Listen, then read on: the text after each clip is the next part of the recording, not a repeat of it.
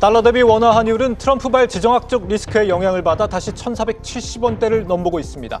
이란 반정부 시위가 격화된 데 더해 파월 연준 의장에 대한 형사 기소 가능성까지 제기된 영향으로 국제 금값 역시 사상 최고치를 경신했습니다. 높아진 불확실성은 3거래일째 외인들의 우리 증시 이탈을 불러오고 있습니다. 네, 월가 딥다이브 조현 기자 나와 있습니다.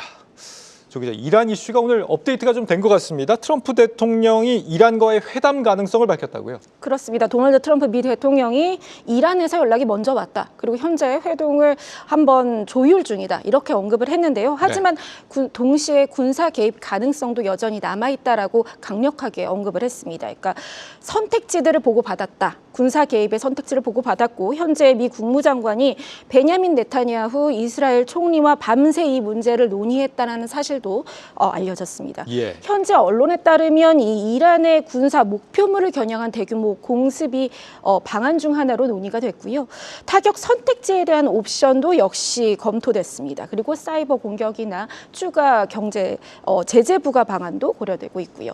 이번 개입 시사는 이제 베네수엘라 공습 직후에 이뤄졌다는 점에서 가지는 의미가 남다릅니다. 이란도 미국이 무력을 동원해 개입한다면 즉각 보복하겠다는 입장을 밝혔고요. 다만 미국 상원 일각에서 좀 우려를 나타내고 있습니다. 군사 개입이 오히려 반미 감정을 일으키고 이란 국민들이 정부 편으로 결집시키는 역효과를 낼 수 있다. 이런 우려가 나오고 있고요.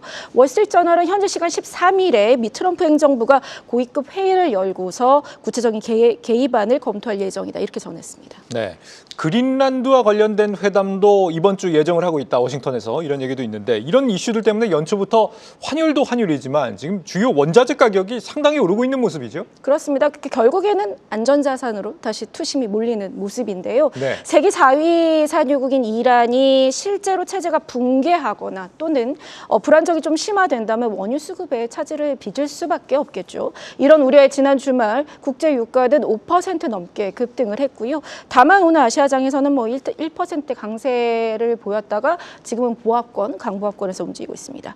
연초 상승세가 한풀 꺾였던 금과 은도 다시 상승 랠리를 보이고 있습니다. 금 현물 가격 오늘 온스당 4,601달러까지 치솟으면서 사상 처음으로 온스당 4,600달러 선 돌파를 했습니다. 그리고 금 선물 가격도 이 시각 현재 2%대 강세 보이고 있고 네. 은은 5% 넘는 강세, 그리고 팔라듐과 백금 역시 각각 3%대 상승세 보이고 있습니다.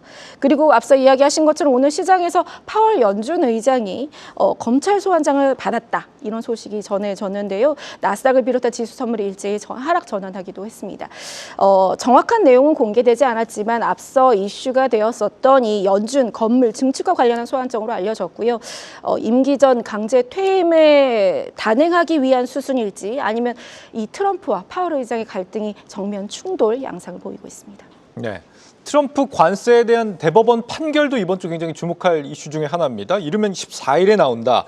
트럼프가 질 걸로 많이들 본다고요? 그렇습니다. 시장에서는 한 70% 정도로 패소 가능성이 높다라고 보고 있는데 한번 보시면 미 연방대법원이 6대3의 보수 우위 구도를 갖고 있음에도 패소 가능성 높게 보는 겁니다. 그러니까 일부 보수 성향 대법관이 광범위한 관세 정책이 의회 권한을 침해할 여지가 있다. 이렇게 회의적인 입장을 보였기 때문입니다.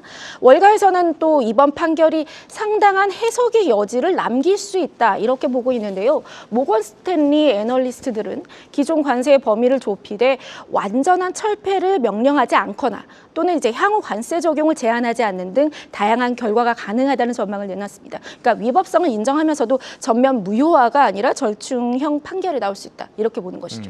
이게 실제 대법원에서 무효로 판결이 나면 그 다음에는 어떻게 되는 겁니까? 관세를 낸 기업들에게 일제히 환급을 해줘야겠죠. 그래서 그 규모가 1,500억 달러, 우리 돈으로 약 220조 원에 달할 것으로 예상이 되고 있습니다. 현재 코스트코를 비롯한 70여 개 기업들이 이미 관세 환급 소송에 착수했습니다. 그래서 관세 환급이 결정되면 환급 청구권은 수입업자, 그러니까 미국 바이어에게 수령 권한이 있습니다. 그러니까 한국 기업들이 곧바로 수혜를 입는 구조는 아니고요. 다만 거래 조건상 수출 기업이 관세를 직접 납부했거나 일부 분담 공감했다면 좀 협상할 근거가 됩니다.